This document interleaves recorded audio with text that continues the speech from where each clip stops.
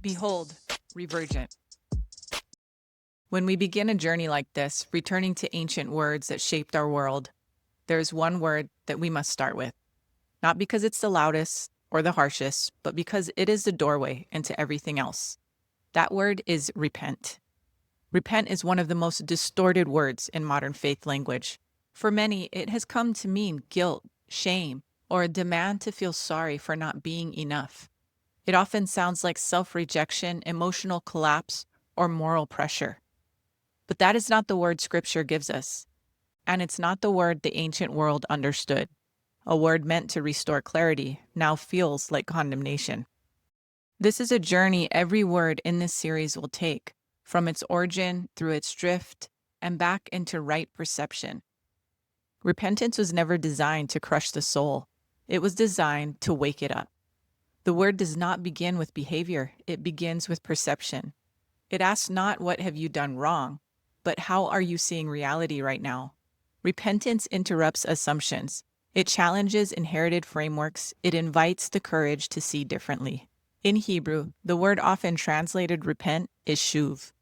It means to turn back, to return, to come home after losing the path. The ancient pictographs show a turning toward a house. Repentance is not self-rejection. It is a homecoming.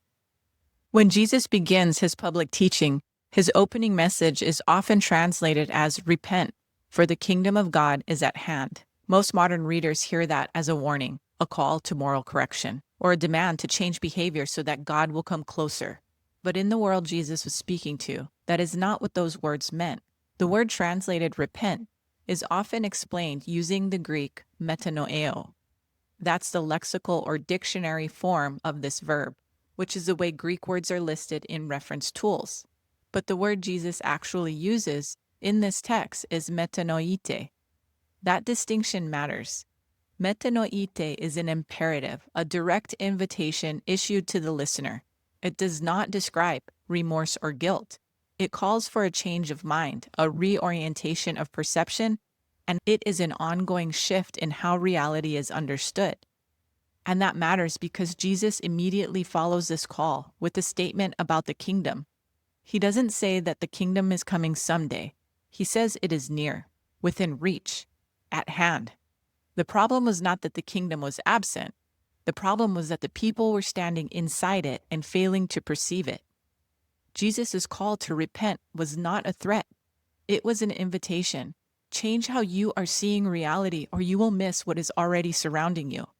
This is why Jesus describes the kingdom as something subtle, a seed in the ground, leaven in the dough, a treasure hidden in a field.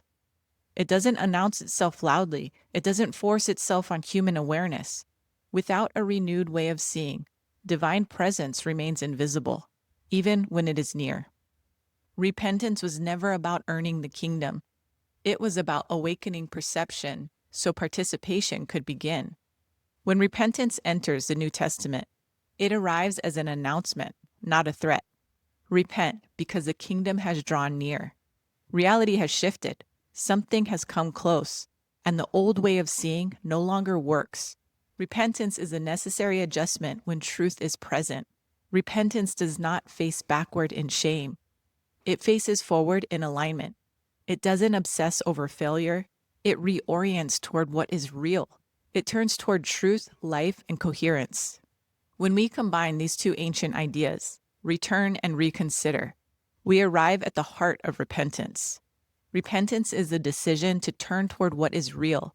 It is the grace to rethink our assumptions. Without this turning, without this reconsideration, one will not be able to hear any of the words that follow in this series.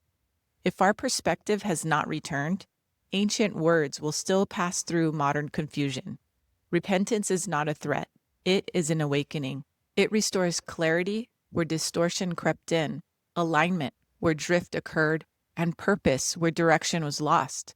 As you enter into this journey, I invite you to turn, not with heaviness, but with hope. Turn toward what is true, what is life-giving. Turn toward the source who has always been drawing you home. Let this be your starting place, a returned mind open to see again, a returned heart ready to be reshaped, a returned path guiding you back to your purpose. Repentance is not the end of anything. It is the beginning of seeing the world with clear eyes. Welcome to Reverent. Welcome to the return. Take a moment now, not to strive or respond, but to return.